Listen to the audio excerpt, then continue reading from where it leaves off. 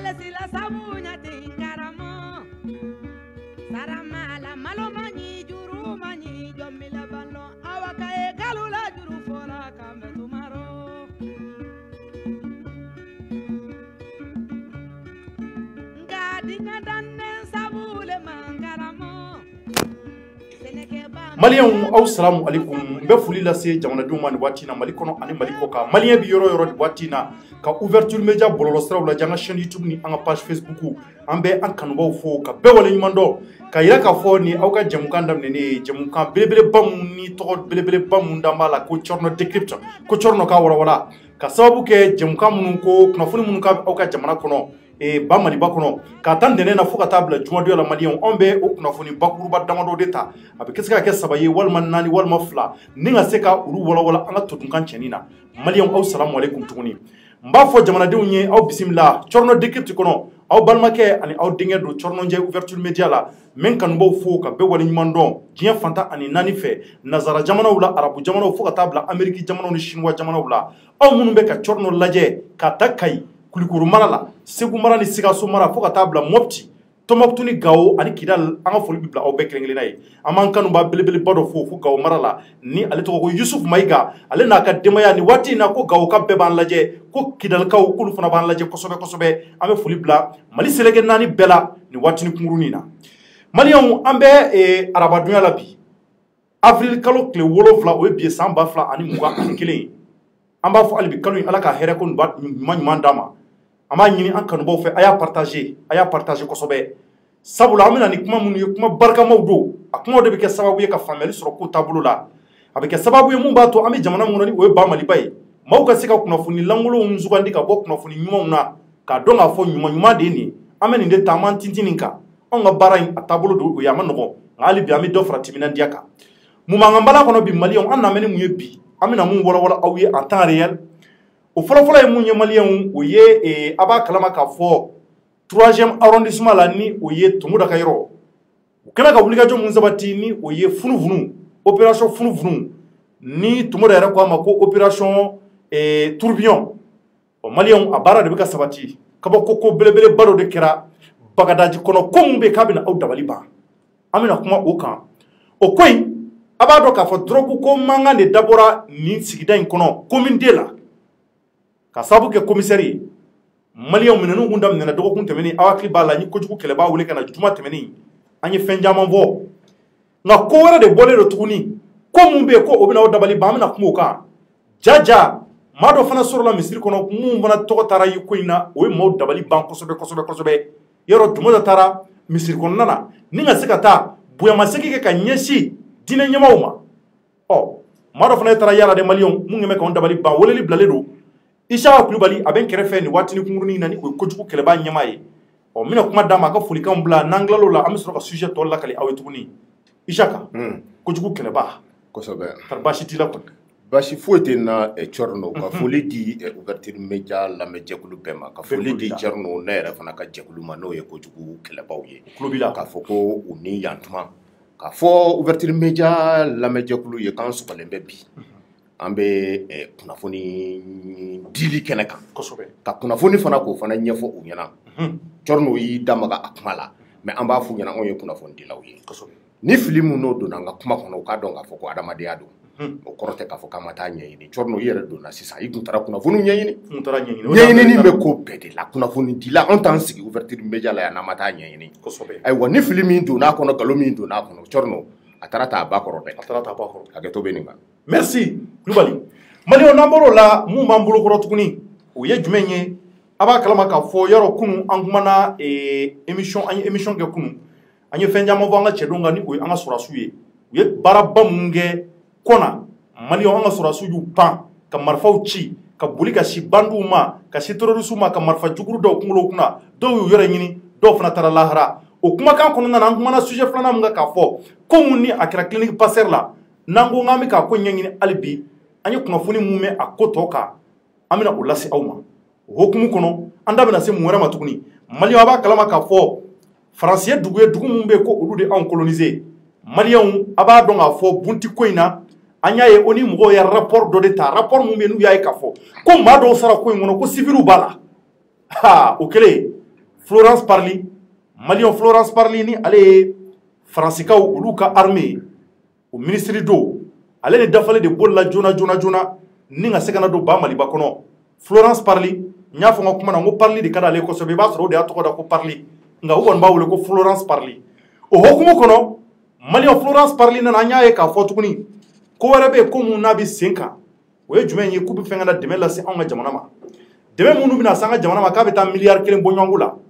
Malion ko de bi senka ni wati kunguruni na anda bina magala tari kuma ka ngole oni fe o de France blabulika jola kubi na deme la se anga wa on mina o de wala aw yetuguni tudungan chenina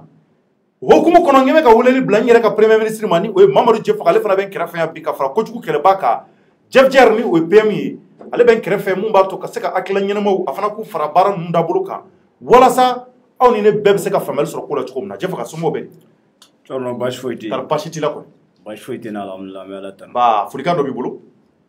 way fulika me mulo me fuli damne korola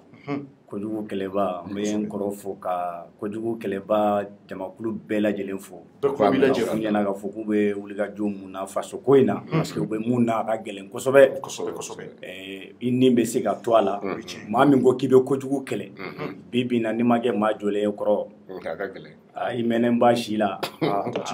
ambe do ke ala de se ko bela bara mun fanala a cɛsira la kosɛbɛ parce que tiɲɛ bɛ yɔrɔ min na ala yɛrɛ bɛ yen quoi ka sɔrɔ ka o tɛmɛnen kɔfɛ n b'an an lamɛnbaga bɛɛ lajɛlen fo mɔgɔ bɛ k'an lajɛ Ouverture Media kan Mali kɔnɔ Mali kɔ kan n ka foli b'a bɛɛ lajɛlen merci beaucoup marakakɛ Fama n b'i yɛrɛ fo k'i waleɲuman dɔn ala ka barika ni si d'i ma k'i mɛn n kɔrɔ ka i kolo gɛlɛya kosɛbɛ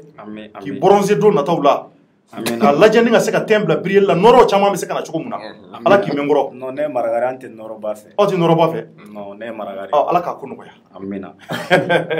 Malienw n'an tilal'o la an bɛ don jɛmukan kɔnɔ joona tan belebeleba t'an bolo nin waati b'a sɔrɔ Thierno kanubaw ani Ouverture Media kanubaw u bɛɛ presselen don ka se ka jɛmukan in kɔnɔ jɛmukan barikama in jɛmukan nafama in jɛmukan mun bɛ k'a bɛ kɛ Malienw ka tudunkan de la marakaw de bɛ tudunkan mɛn bamananw bɛ tudunkan mɛn bozow ni fulaw ani ka fara dɔgɔnɔw kan olu bɛɛ bɛ tudunkan in mɛn tudunkan in ne kɛra sababu ye an bɛɛ bɛ ɲɔgɔn faamuya dɔɔni nka bɛɛ n'i ka kan don ne ye fula ye ne yɛrɛ bɛ se fulakan na ni n ko n b'a fɔ fulakan na yan a bɛna fɔ ko n ye kan dɔ sugandi ka bɔ kan dɔ la o de hokumu kɔnɔ an b'a fɔ tudunkan in na wa a y'a partager partageli kɔrɔ ko a y'a munumunu a y'a bila yɔrɔw la maa mɔgɔ bɛ se ka bɔ kunnafoni kalama cogo min na aw kelen ka na kɛ sababu ye ka kunnafoni da aw kelen ma a y'a bila groupe kɔnɔ a y'a bila pagew kan a bɛ se k'a bila diɲɛ yɔrɔ yɔrɔ a y'a bila fo lahara a kana taa lahara dɔrɔn a ka to diɲɛ kɔnɔ yan o tɔgɔ kɔrɔ donc mun b'a to adamadenw bɛ se ka faamuyali sɔrɔ ko la cogo min na donc o hokumu kɔnɔ an bɛ don sujet fɔlɔ la Malienw yan'an ka don sujet fɔlɔ la an bɛ foli bila Yanfoyilakaw la nin waati la u tulo b'an na Ɲorokaw u tulo b'an na Segukaw u tulo b'an na k'a yira k'a fɔ ko mun ni a kɛra commune 2 kɔnɔ Malienw an bɛna o de walawala aw ye Isaka Kulubali kojugu kɛlɛba a bɛ n bolokɔrɔ yan Malienw k'a yira k'a fɔ nin waati in na an bɛna don o koloma yɔrɔ de la k'o fɔ yan'o cɛ parce que énergie de b'an na bi an ka kɛnɛ ni kun na n'an ka ja ni n ka double sɛbɛn e ta b'i bolo de a kɔrɔ i t'i kan ja dɔɔni parce que kuma in ma nɔgɔn dɔw ko k'an ka kumaw ka ca on est trop bavard an bɛ kuma kojugu donc n'an m'an kan ja double sɛbɛn de b'an dɛmɛ mun b'a to si ka se ka sɔrɔ n'an kan ja dɔɔni fɛn in ka di koyi n'a sumalen ba de ka di donc an b'a fɔ ala ka barika don d'abord sɛbɛn la en même temps savon dima fana an bɛ savon dima feerebaw n'a kobaw fo ale ye safunɛ kura bɔlen hali kunun y'a fɔ n k'a bɛ kisɛkisɛnin de ci ka bɔ maa fari la kurukurunin minnu bɛ a b'a bɛɛ ci ka ban pewu nɔgɔkisɛ minnu b'i farikolo la i fari wo kɔnɔnanu wo kisɛ fitinin minnu n'a t'i ye savon dima de b'a bɛɛ ci ka bɔ yen ka tila k'i manamana tuguni ka bɔrɔnw na i la en même temps minnu bɛ fini ko fana kɛ n'u ye fini ko ni savon dima ye kojugu kɛlɛba i b'a dɔn a bɛ fini fana nɔgɔkisɛ bɛɛ de bɔ a la wa an ka tasaw fana n'an tilala tigadɛgɛdunw na jabajiw fakoyi sagasagaw a dumuni na sugu ka ca ani to nin bɛɛ y'an ka Mali dumuni ye n'i tilala i b'i a lajɛ de ni ka se ka savon dima k'o de kɛ ka tasaw ko o b'a to a bɛ jɛya kasa minnu n'u bɛ tugu a kɔ olu bɛɛ bɔ a kɔ cogo min na donc an b'a fɔ ala ka barika don savon dima fana na a n'a feerebaw ni a kobaw la an bɛ don sujet kɔnɔ Malienw k'a yira k'a fɔ le compole Tomoda nin y'a waati damadɔ ye u kɛmɛ ka wulikajɔ de sabati commune 2 kɔnɔ spécialement Bagadaji ale bɛ commune 2 kɔnɔ Ɲarelabo kɛrɛfɛ ani Kɛnzanbugu ninnu nin ye quartier mun bɛ yen k'a kɛra Bamako a kɛra Malien bɛɛ ta ye Malien bɛɛ ka quartier don sabula anw ka Bamako suguba o bɛ nin sigida ninnu kɔnɔ an balimaw caman bɛ yen an sinjiw caman bɛ yen maliyɛnw bɛ yen Bamakɔ sigibaw ni o ye Turelakaw ni Ɲarelakaw ye olu sigiyɔrɔ don maliyɛnw nka sigi in kɔnɔ u yɛrɛ tɔɔrɔlen don fo ka se tɔɔrɔ dan ma ka sababu kɛ fɛn sidɔnbali dɔw de bɛ ta sigida in kɔnɔ mun ɲɛ bɛ sababu ye maa minnu b'a ta k'u caman kunkolo munumunu k'a caman diɲɛ u bɛ taa baga minnu sigima sigidaw la u denw u masaw ka taa muru duguw kɔnɔ walima ka taa bin u ka k'u ka fɛnw minɛ u la a kɛ bɛ sababu ye mun ye lamɔ yɛrɛ ni o ye l'éducation ye o tiɲɛnen don kosɛbɛ kosɛbɛ sigida ninnu kɔnɔ o hukumu kɔnɔ maa minnu bɛ u ka sigida la ni o ye commissariat mun bɛ yen u b'o de wele ko 3e arrondissement maliyɛnw 3e arrondissement o kɔnpoli ni o ye o ɲɛmaa ye ale ye tɔgɔ ko Tumuda a ye nin wulikajɔ in de kɛ an kunnafonidilaw y'a cari a bɛ dɔgɔkun damadɔ bɔ depuis juma tɛmɛnen a ko drogue ko kɔni ko nin y'a bannen pewu ko minnu b'a feere suyɛnw n'a kiriti karataw drogue yɛrɛ tɔgɔw ka ca kɔrɔ yɛrɛ y'a tɔgɔ bɛɛ fɔ a bɛna tila ka segin a ko ne t'a tɔgɔ dɔn ale de bɛ tɔgɔ ninnu dɔn donc a y'a jira k'a fɔ ko tɔgɔ ninnu u bɛna lajɛ maa o maa bɛ yen k'i bɛ drogue ta k'i ka taa n'i ka drogue ye yanni wulikajɔ ka s'i ma nka maliyɛnw ko dɔ de fana kɛra bi tile fila in na mun ye dabalibanko ye Tumuda taalen misiri kɔnɔ a y'a fɔ k'a to misiri kɔnɔna na ko maa dɔ de tun bɛ yen ko ja ale yɛrɛ a mɔgɔ ɲɛna k'a fɔ k'ala ka kɛlɛ in ban k'ale fana tɛgɛ de taara minɛ kɛlɛ in kɔnɔ k'o kɔni bɛ ɲɛɲini na k'a dɔn mun de y'a bila la mun de ko kɛra kojugu kɛlɛba ale tun bɛ kɛnɛ kan Isaka Kulubali mɛ ɲɛsin a ma a ka don kow kɔnɔ k'a munumunu dɔɔni walasa an bɛ se ka faamuyali ɲuman sɔrɔ a la ayiwa kuma b'i bolo Thierno n bɛ i latɛmɛ yɔrɔnin fitinin na parce que tuma bɛɛ an bɛ commissaire Tumuda tɔgɔ fɔ mais an bɛ ɲinɛ mɔgɔw kɔ minnu tɛ san sɔrɔ ni juru tɛ o ye tiɲɛ mɔgɔw fana bɛ Tumuda kɛrɛfɛ tiɲɛ yɛrɛ yɛrɛ la a kelen tɛ a kɛ tuma dɔw la quoi fo k'an ka to k'an miiri yen yɔrɔw la a ka contrôle adjoint fana bɛ yen n'o ye Isaka ye n delila k'a kuma f'i ɲɛna n'a Tumuda tɛ yen don o don ale de b'i jɔ o jɔyɔrɔ la o adjoint nin tiɲɛ yɛrɛ yɛrɛ la n'i y'a ye u bɛ se ka baaraw kɛ a fana a nɔ belebeleba b'a la c'est à dire nin ye bɛɛ de ka baara ye a ka chef BR bɛ yen n'o ye Yusuf Kulubali ye n'o ye ne yɛrɛ dɔgɔnin ye ale fana sen bɛ nin opération funufunu nin na n'a bɛ f'o ma ko opération tourbillon il faut pas k'an ka to ka ɲinɛ u kɔ parce que an mɛnna Tumuda kelen in tɔgɔ fɔli la a bɛ kɛ i b'a fɔ ko 3e arrondissement y'ale tɔgɔ ye ale dɔrɔn tɛ fo bɛɛ lajɛlen ka yen yɔrɔw faamu an k'a fɔ ouverture média mɔgɔw ye k'a fɔ hali tribunal mun bɛ n'o kuma fɔ i ɲɛna le procureur même de la République o de fana sɔnna sinon Tumuda tun tɛ se ka baara nin kɛ wa fana an kana ɲinɛ fana k'a fɔ ko yanni a bɛ nin kɛlɛ daminɛ a taara se dugutigilakaw fana ma olu de sɔnna fana parce que olu ko tiɲɛna olu kɔni nu mɔgɔ mɔgɔ n'i wulila k'i bɛ se ka nin drogue ni kɛlɛ ka bɔ olu ka sigida la ko olu bɛ i kɔ a ma dan o ma a sera jeunesse ma a ma dan o ma a sera muso minnu bɛ yen a taara se sisan laban ye min fɔ sisan n'o ye Bagadaji misiri yɛrɛ kɔnɔna ye misiri ni min bɛ Bagadaji yɛrɛ cɛmancɛ la a taara yen ka taa olu ka duwawu ɲini k'a yir'u k'a fɔ a bɛ ka fɛn min fana kɛ u ka a dɛmɛ sabula n'i y'a jateminɛ yen misirini nin tuma bɛɛ a misiri de falen bon i ko dɔw kɛra a ko bɛ mɔgɔ dabali ban mais ko dɔw panna an kunna ouverture média la yan fo an ka yen yɔrɔ fɔ parce que opération an fɔlɔla ka opération fɔlɔ fɔ fo an nana an y'a fɔ a wulila ka taa don Colombie quartier yɛrɛ tɔgɔ de ko Colombie carré dɔw bɛ yen u b'a fɔ ma ko Colombie awɔ o ye quartier de drogue yɛrɛ ayi o ye Colombie Amérique du Sud don mais drogue feerelabaw de bɛ yen yɔrɔ la mais u y'o yɔrɔ de tɔgɔ da Bagadaji yɛrɛ yɔrɔ dɔw la donc o yɔrɔ dɔw nana ka na ko Colombie a donna yen yɔrɔ kɔnɔ don min na a n'a ka cɛdenw a ye baki unité 2 de wele ka fara a kan u bɛ a ye démantèlement min kɛ ɲakila an ye olu yira an ye o ja yira u bɛ la mais o kɔfɛ tuguni parce que i b'a fɔ ko hakilinata dɔ de donna mɔgɔw kala Jeff e b'a dɔn hakilinata ye min ye c'est à dire u ye kojugukɛlaw de ta k'olu de layɛlɛ sanfɛ k'a yira k'a fɔ ko foyi tɛ se ka kɛ u la fo dɔw yɛrɛ taara ye k'a fɔ ko non ko Ala yɛrɛ bɛ ninnu yɛrɛ kɔ parce que idée dɔ de donna mɔgɔw kunkolo la i ma ye n'i ko k'i bɛ drogue kɛlɛ Bagadaji dɔrɔn u bɛ se k'a fɔ ten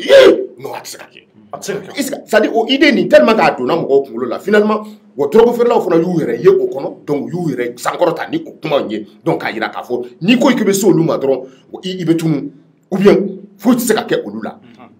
i da maga kuma dɔ la ko min kɛra n'o ye kabakoko ye yanni n ka don a kɔnɔna la n bɛna kumanin dɔ f'i ɲɛna a kɔnɔna la fɔlɔ mais n bɛ n ba ale yɔrɔnin kunna k'ale dɛn ka sɔrɔ ka na ni kuma wɛrɛ ye a bɛ drogue feere la depuis 83 83 jumɛn 1983 est-ce que o ma sɔrɔ anw ma dɔgɔ ko i ka dɔgɔ wa an b'a wɛrɛ yɛrɛ kuma bɛ an ta ye donc an b'a den yen fɔlɔ maintenant kɔrɔ dati ko in to yen voilà maintenant an bɛna don fɛn na maintenant n ko n ka y'an pa yɔrɔnin min kunna jumadon an bɔlen yan après samedi Tumuda n'a ka cɛdenw wulila ka taa Bagadaji wula mais a peut toujours nous be wuli unité dɔw de talen don a fɛ minnu bɛ a dɛmɛ n'a bɛ fɔ ma ko bagi donc a n'olu bɛ wuli ɲɔgɔn fɛ voilà maintenant fana a b'i jɔ fana fo sariya kelen don ka heure min di i bɛ se ka don mɔgɔw ka so kɔnɔ heure min na a b'i jɔ k'o heure de kɔnɔ donc u tɛ sunɔgɔ o ye 6 heures du matin donc i tɛ se ka don au delà de ça donc a b'i jɔ ni unité ninnu ye k'o kɔnɔ u bɛ se ka t'u dogo yɔrɔ dɔ la après u donna Bagadaji Kɔlɔnbi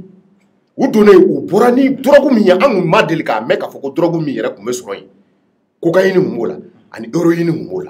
ɲakila o héroïne ye mun ye o ye drogue min ni i b'a kɛ sɛrɛngi kɔnɔ k'a kɛ i yɛrɛ joli la o bɛ yen nɔ wa an b'a ye filimuw de la ɲakila a photo dira an ma o bɛ sɔrɔ Mali la yan o bɛ Mali la yan ne yɛrɛ tun hakili k'a tɛ yan parce que mun kɛ i bɛ min i b'ale sama sɛrɛngi de kɔnɔ i b'ale don fɛn de kɔnɔ pikiri biyɛn de kɔnɔ k'a don i yɛrɛ golo la k'a digi donc a bɛ don i joli sira fɛ donc o drogue o yera Bagadaji o flacon 3 o yelen mais an ye ɲininkali kɛ parce que a to an ka dɔnniya kɔnɔ u ko nin flacon kelen o kelen k'i bɛ se ka dose 50 ni kɔ sɔrɔ a dose 50 ni kɔ a kelen kelen kɔnɔ mais a wari fana ka ca a bɛ taa fɔ miliyɔn 10 ni kɔ la i kana a fitinin lajɛ tan parce que ale bɛ injecter parce que n'i mɛnna drogue ta nin na a bɛ mɛn i golo la f'i bɛ taa se nin étape de ma ni i bɔra cigarette min na a laban i b'a nifler ni i b'a sama ni nun ye n'i bɔra o la i laban i bɛ a mini ɲɛɲini n'i bɔra o la i bɛ sɔrɔ ka injecter i yɛrɛ la ainsi de suite donc drogue ye par étape de d'accord donc a sera yen yɔrɔ de la sisan donc o kɔrɔ ye di ko drogue ko Mali kɔnɔ a ko sera yɔrɔ min na sisan ani anw ni Kɔlɔnbi bɛɛ kɛra kelen ye drogue bɛ sɔrɔ yɔrɔ minnu na Amérique du Sud comme Jeff y'a fɔ cogoya min na donc an n'olu bɛɛ kɛra kelen ye donc nin flacon in taara ye et puis u kɛlen don k'a conserver cogo di u ka frigo kɔnɔ frigo a taara minɛ dɔ de ka frigo kɔnɔ frigo kɔnɔna la parce que ale tɛ se ka bila kɛnɛ ma n'i y'ale bila kɛnɛ ma dɔrɔn a man ɲi et puis ale drogue jugumanba de don Cɔrɔno n b'a a yɔrɔnin f'i ɲɛna parce que ale bɛ na cogoya min na a kisɛlama bɛ na a dɔw bɛ yen a mugulama bɛ na i b'a kɛ fɛnnin dɔ kɔnɔ ka tasuma mɛnɛ ka bila a la n'i ye tasuma mɛnɛ ka bila a la a b'i yɛlɛ kɔrɔ yɛrɛ bɛ fɛn ninnu ɲɛdɔn dɛ Cɔrɔno i ka premier ministre a bɛ fɛ ka jugu a bɛ fɛ ka sɔrɔ da la koyi ne t'a dɔn koyi ne ka ɲinini n bɛ ka bin f'i ɲɛna ɲinini de taara bɔ nin kan an taara ye k'a fɔ drogue nin souvent a kisɛlama bɛ na u b'a tereke fɛnnin dɔ kɔnɔ i b'a fɔ cuillère dɔ kɔnɔ ka ji kɛ a kan ka sɔrɔ ka tasuma mɛnɛ ka bila a la maintenant ni i ka dose sama la comme a tɔ tɛ se ka bila bilen i bɛ se k'a tɔ kɛ flacon kɔnɔna la k'a bila frigo kɔnɔ a ka to sumaya la wa e bɛ k'o kɛ tuma min na poussière bɛ se ka don o kɔnɔ c'est comme fɛn wɛrɛ bɛ se ka don o kɔnɔ e kelen k'o sama ni sɛrɛngi ye k'o don o taara e joli kɔnɔ o fɛn in tɛ bɔ bilen o parce que i bɛ taa sɔrɔ fɛn misɛnmanin dɔw bɛ se ka kɛ a la i kɛtɔla k'a kari yɛrɛ e se fɔ fiɲɛ bɛ se ka fɛn dɔ cɛ ka bin a kɔnɔ i t'a dɔn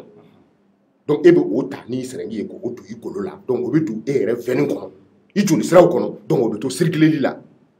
donc o y'a risque dɔ ye a risque fana ye min ye i bɛ ka a kɛ i yɛrɛ la nin drogue jugumanba nin min minɛna i bɛ k'a k'i yɛrɛ la a bɛ i joli sira a bɛ olu ja n'a y'olu ja joli sira yɛrɛ tɛ ye bilen donc finalement e t'a k'i joli sira la bilen dɛ e b'i i golo yɔrɔw ɲini yɔrɔ minnu ka magan ka taa kɛ yen fana o fana la a bɛ se k'i ɲɛnamini n'i dɛsɛra o fana bɛɛ la wo b'i fari fan o fan i b'o yɔrɔw de ɲɛɲini sisan kɔrɔ ayiwa wo b'i yɔrɔ min kɔrɔ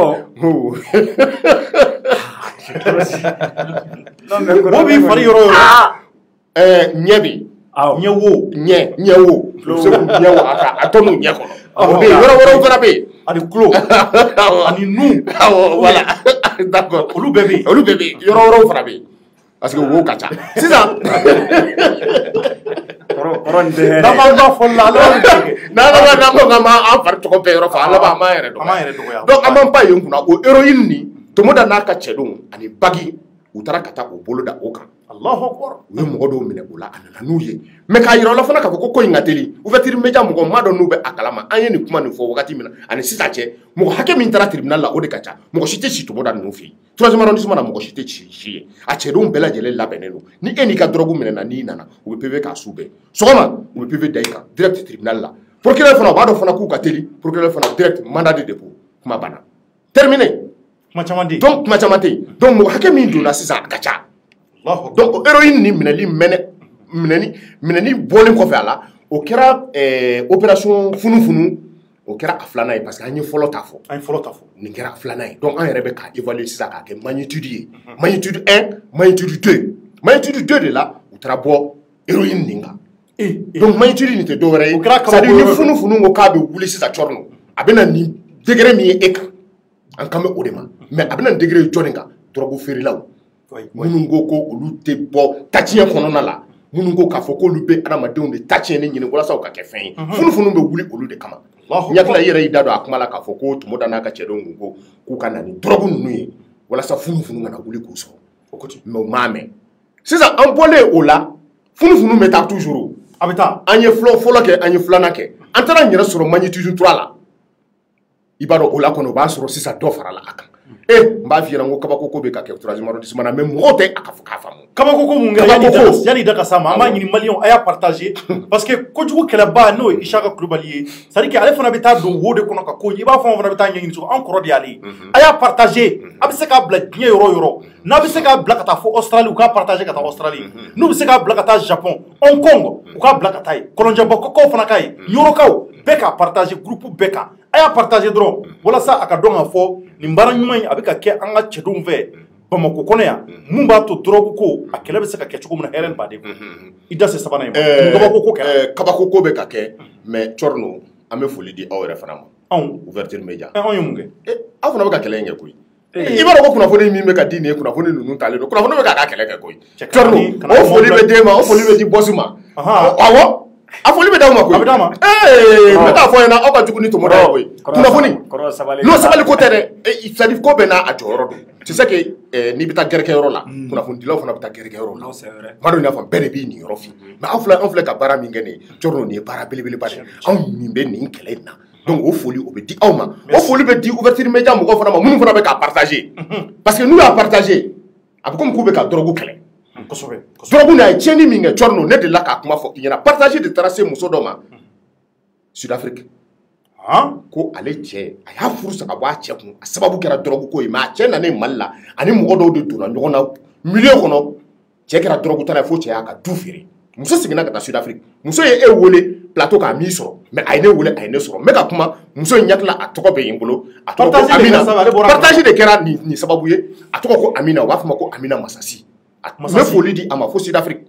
a ye weleli kɛ a ko ale ye e wele plateau sanfɛ mais après a ye ne ka numéro ɲini a ye ne ka numéro sɔrɔ a ko ka commissaire ka numéro d'a ma n'o ye commissaire Tomoda ye k'a bɛ ka baara min kɛ a bɛ komi ko a y'ale la ɲɛnamaya ale cɛ furu sara ka bɔ a kun ka sababu kɛ nin drogue ko in ye a munna bɛ ko kɛlɛ min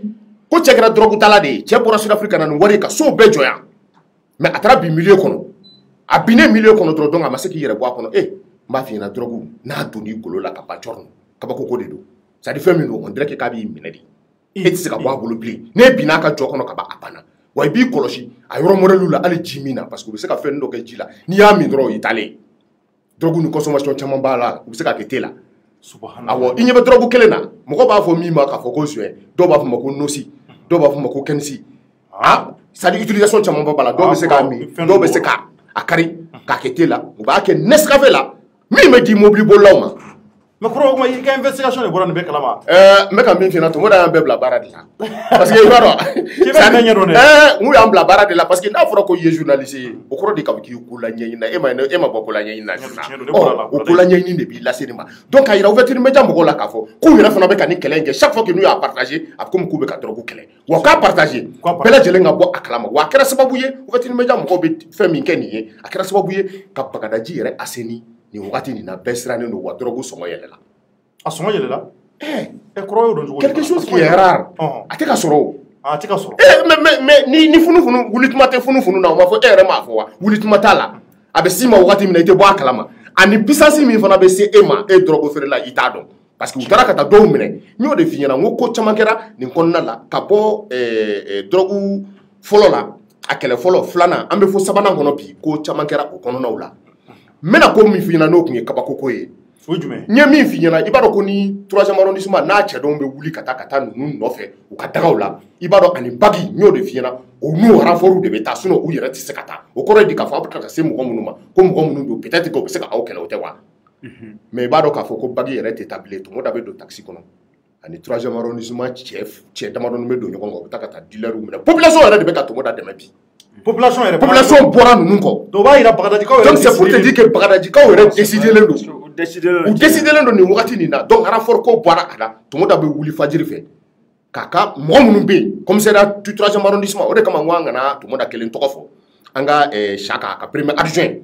a wuli ka jɔw caman ba kɛ Jean-Pierre Youssou Koulibaly a wuli ka jɔw caman ba kɛ a n'o fana ka cɛdenw fana caman ba bɛ RG bɛ fɛ renseignement olu fana b'o wuli ka jɔ hali bisu na funu bɛ se ka wuli kabako ko mun kɛra i da kabako ko min kɛra anw taara misiri kɔnɔ u taara misiri kɔnɔ Tomoda ko a tɛna na dan dugutigilakaw olu dɔrɔn kunnafoni na k'a fɔ baara min bɛna na kɛ u ka bɔ o kalama a taara se Bagadaji misiri kɔnɔ k'u ka duwabu ɲini k'a yir'u la k'a fɔ ale bɛ fɛ ka nin baara in de kɛ ka drogue in kɛlɛ ka bɔ Bagadaji alimami yɛrɛ wulila u kumana mɔgɔ caman bɛ misiri in kɔnɔ minnu kumana a bɛɛ kɛra an yɛrɛ ɲɛna donc u y'u ka foliw di dɔw yɛrɛ ko tiɲɛ yɛrɛ la ko ni nin ko in kɛra k'a ɲɛna donc o kɔrɔ ye k'a fɔ maa o maa tun bɛ misiri kɔnɔ a wagati la bɛɛ lajɛlen sɔnna k'a fɔ ko ka drogue kɛlɛ a don tubabuw kɛra an yɛrɛ fatiyaw ta o fatiyaw talen kɔfɛ ja mɔgɔ dɔ fana bɛ misiri kɔnɔ yen ale yɛrɛ ye drogue feerela yɛrɛ ye n'i ye o kɛ Tomoda n'a ka cɛ o bɛ ko dɔ kɛ a kana k'i kɔnɔ k'a fɔ ko wagati min na u bɛ ka taa kunnafoniw di ani ka duwabuw ɲini i bɛ taa sɔrɔ ko labɛnnen don min bɛ na nin kɛ o don bɛɛ u bɔra u jiginna Bagadaji kɔnɔ o y'a sɔrɔ renseignements bɛɛ dira renseignements a tɛ taa kunfɛ renseignements bɛɛ dira fajiri fɛ ko 6h du matin k'u ka wuli mais ko dɔ kɛra an bɛ se k'olu bila parenthèse kɔnɔ olu ɲɛfɔ mɔgɔw ye k'a fɔ voilà c'est-à-dire a don 3e arrondissement la sisan mɔgɔ si tɛ taa so bɛɛ consignelen don n bɛ ka min f'i ɲɛna kɛlɛba de bɛ ka kɛ commune 2 kɔnɔ mais a bɛ ka tɛmɛ mɔgɔw hakili kan awɔ ni ouverture média mɔgɔw tɛ caman bɛ a bɛ ka tɛmɛ ani kojugu kɛlɛbaw n'anw yɛrɛ tɛ ko caman bɛ a bɛ ka tɛmɛ mɔgɔw hakili kan mais kɛlɛ de bɛ ka kɛ hali sisan n'i taara 3e arrondissement kɔnɔ i bɛ taa bɛɛ dafalen sɔrɔ mɔgɔ si tɛ taa i bɛ t'u dafalen sɔrɔ mɔgɔ si tɛ taa parce que milieu kɔnɔna nin n ye min f'i ɲɛna cɔri n delila ka n da maga la n y'a f'i ɲɛna n ko repère n ko ko banna a dɔw i yɛrɛ k'a banna n k'a banna o kuma bɛ fɔ bilen yan a ma ci a bɔgɔ tɛ ka cɛ ka bɔ yan ayiwa n bɛ min f'i ɲɛna Bagadaji nin waati nin kɔnɔ an bɛ waati min na ko bi kɛlɛ in bɛ ka kɛ wa kɛlɛ in fana a bɛ kɛ wa kɛlɛ in ye phase 2 ye anw bɛ ka phase fɔlɔ kɛ nin ye ni o ye k'a kunnafoni di ye drogue feerelaw ɲɛkilaw b'a lamɛn u k'a dɔn k'a fɔ u bɛ ka tiɲɛni de don jamana in kun i tɛ mɔgɔ si ta jamana nin kɔnɔ ko min ye kojugukɛla ye ko min ye marifa ta ka taa mɔgɔw faga ko min taara binkani jugu kɛ ko marifa bɛ minnu bolo ko ka sɔrɔ drogue jugu in t'u kɔnɔ n'i y'u ɲininka fana k'u ye drogue sɔrɔ yɔrɔ jumɛn u b'a f'i ɲɛna k'u y'a sɔrɔ Bagadaji commune 2 kɔnɔ kɛlɛ mɔdɛli jumɛn bɛ se ka kɛ yen ka tɛmɛ drogue kɛlɛ kan kojugu dan donc n t'a dɔn nin cɛ in Ala de ye nin ci Ala de ye commissaire nin ci u ma tiɲɛ yɛrɛ la parce que an ma tugu a kɔ ten an y'a jateminɛ fɔlɔ parce que an commencera k'an mabɔ dɔɔni an ko heyi n ko i kɔlɔsi n ko parce que u mana nin kɛlɛ in daminɛ mɔgɔ minnu wari b'u kun kojugu drogue kelen in ɲakila an bɛ se k'a yira u la u bɛ se ka a brique kelen san 50 000 mais u bɛ 500 000 de sɔrɔ a kan brique kelen n'u ye o san 50 000 u bɛ 500 000 de sɔrɔ a kan donc a bɔlen misiri kɔnɔ o su bɛɛ opération kun kan ka entamé donc a ko Bagi mɔgɔw ma aw ka aw labɛn n mago bɛ se ka jɔ aw la mais a nana min jateminɛ population yɛrɛ de bɛ k'ale wele ani population de bɛ ka wuli ka se 3e arrondissement na a ko qu'est-ce que ale n'a ka cɛdenw yɛrɛ tɛ se ka taa donc 3e arrondissement mɔgɔw dɔrɔn de taara ka taa bin nin so in kan ka taa sɔrɔ cɛ dalen bɛ sunɔgɔ la 6h du matin heure légale donc a n'a ka cɛ donna u kan u taara cɛ da Congo karamɔgɔ ba 2 tun bɛ cɛ ka so kɔnɔ minnu bɛ kalan kɛ cɛ ye karamɔgɔw ba 2 an tɛ tɔgɔ fɔ kɛ parce que vraiment an bɛ fɛn dɔ bɛ an k'olu to yen an ka preuve kɔni b'an bolo parce que olu karamɔgɔw sɔrɔla yɔrɔ jumɛn min minɛna a ma minɛ misiri kɔnɔ a minɛna ka so kɔnɔ mais a bɛ taa misiri de la a bɛ taa misiri la mun bɛ taa misiri la voilà mais misiri tɛ fɔ a kɔ Bagadaji donc u donna a kan u y'a ka da Congo ko karisa ko wuli i ka magasin clé d'an ma bon e ma nin faamu wa ne ka taa i ka da Congo cɛ wuli k'i ka magasin clé da ko magasin jumɛn magasin min filɛ nin ye i ka soda kɛrɛfɛ i b'a dɔn o kɔrɔ k'o tigi bɛ k'o bɛɛ kalama o ye renseignement minnu dira commissaire Tomoda n'a ka cɛdenw ma u bɛ se e ma wagati min na tufiɲɛw bɛ se e ma wagati min na o y'a sɔrɔ u bɛ ko bɛɛ dɔn e tɛ se ka i sababu cɛ yɛrɛ wulila fɔlɔ k'ale ka magasin clé ko awɔ k'a di ka na ko magasin jumɛn k'i ka malo bɛ bila magasin min kɔnɔ k'ale kɔ bɔra donc a ye magasin clé minɛ ka taa magasin dayɛlɛ tout bonnement ka taa sɔrɔ malo de dalajɛlen bɛ yen fɔlɔ malo kɔfɛ 180 briques 180 briques biriki 100 ani 80 o drogue o de bɔra magasin in kɔnɔna la u y'a cɛ k'a cɛ mobili kelen tun bɛ cɛ bolo ɲakila mobili nin jaabi mobili de tun bɛ drogue ta ko drogue in tun bɛ bɔ fo Ghana ani Burkina a bɛ don n'a ye Mali kɔnɔ donc u ye base kelen minɛ o base nin yɛrɛ u ye drogue nɔw sɔrɔ o base in kɔnɔ u ye base in ta base in bɛ 3e arrondissement ɲakila n y'a base photo di ouverture média mɔgɔ ma o de kama n ko kabako ko bɛ nin kɔnɔ u y'a dayɛlɛ ka taa 180 briques yana an ka taa yɔrɔ mais awɔ a bɛ misiri de kɔnɔ ale yɛrɛ taa yɔrɔ ye misiri ye mais k'a bɛ misiri tɛ fɔ a kɔ don min na duwawu minɛna kɔrɔ ko de don min na yɛrɛ o ye wulikajɔ yɛrɛ sabati wulikajɔ sabatira don min na ale yɛrɛ ye fatiya minɛ an fɛ donc kɔrɔ fatiya minɛra o mais awɔ a minɛna o c'est à dire ala bɛ ko ale yɛrɛ ye fatiya mun minɛ c'est à dire fo k'an ka ko kelen dɔn ka cɔri o de kama an ka ɲuman kɛ quoi walayi an bɛ ko an ka ɲuman kɛ hali kunnafoni di kɔnɔna la quoi o de kama ne b'a ko an kana an da don kuma dɔw la an k'u to yen sabula vraiment n'an ma taa a ɲini yɔrɔ la an kana taa kuma dɔw fɔ minnu ma kɛ quoi vraiment kunnafoni di la fo ouverture média mɔgɔw k'a dɔn k'a fɔ n'u ye fɛn fɛn partager yan u ye tiɲɛ partager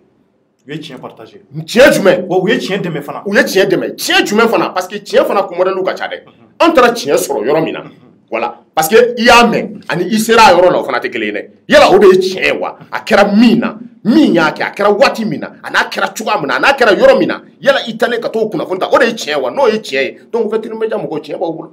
a banna n'o ye ko wɛrɛ ye vraiment an t'o dɔn ni tiɲɛ donc kuma n'a fɔcogo don donc 180 briques o minɛ ka bɔ 180 briques cɛ ka so kɔnɔ donc n bɛ min f'i ɲɛna donc i b'a dɔn an bɔra funufunu magnitude 1 na ka na magnitude 2 la donc i b'a dɔn an bɛ magnitude 3 la Tchorno ala tɛ mɛn n bɛna magnitude 4 an bɛna an sigi a kɛnɛ kan an bɛna fɔ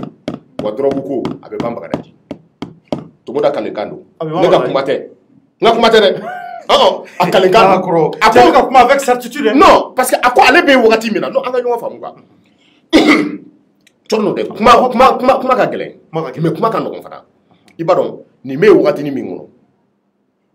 a ye min kɛ sisan bɛɛ b'a dɔn k'a fɔ ko drogue nin bi a sɔrɔ ka go Bagadaji ala an bɛ wagati min na bi bɛɛ b'a dɔn parce que bɛɛ b'a dɔn bɛɛ sirannen don ne m'a fɔ e ɲɛna ko drogue sɔngɔ yɛlɛla i y'a fɔ parce que a bɛ ka mɔgɔw bɛ k'u yɛrɛ ɲini aw t'a dɔn mais drogue feerelaw b'a dɔn mais hali sini a ka section renseignement bɛ ka yala u bɛ yala n'u nana f'u bɛ yɛlɛ f'u ba ko tiɲɛ yɛrɛ la ko a ko bɛ ka gɛlɛya parce que mɔgɔ tɛ ka ye bilen wa u bɛ ka bɔ yen u bɛ ka taa quartier wɛrɛ la Tchorno u bɛ ka taa commune wɛrɛ la wa u bɛ ka taa yɔrɔ min na a kana ko kɔnɔ k'a fɔ k'u dɔnnen tɛ dɛ n ka cɛ y'a ka section renseignement wuli ka tugu kɔ n ka cɛ u bɛ milieu min na u bɛ yɔrɔ min na bi u bɛɛ identifielen don mais désormais opération funufunu a bɛ na di commissariat bɛɛ ma commissariat bɛɛ de bɛna ta parce que u bɛ ka bɔ commune 2 la u bɛ k'u kun da commune wɛrɛ kan i b'a dɔn bɛɛ bɛ misira donc o b'a yira k'a fɔ commune tɔw bɛna u sigi gɔ la voilà donc c'est à dire donc n'a bɔra ale ka secteur la mais a bɛ continuer toujours fɛn Mali kɔnɔ yɔrɔ bɛɛ b'o yɔrɔ ninnu dɔn o fana yɔrɔ fana bɛ yen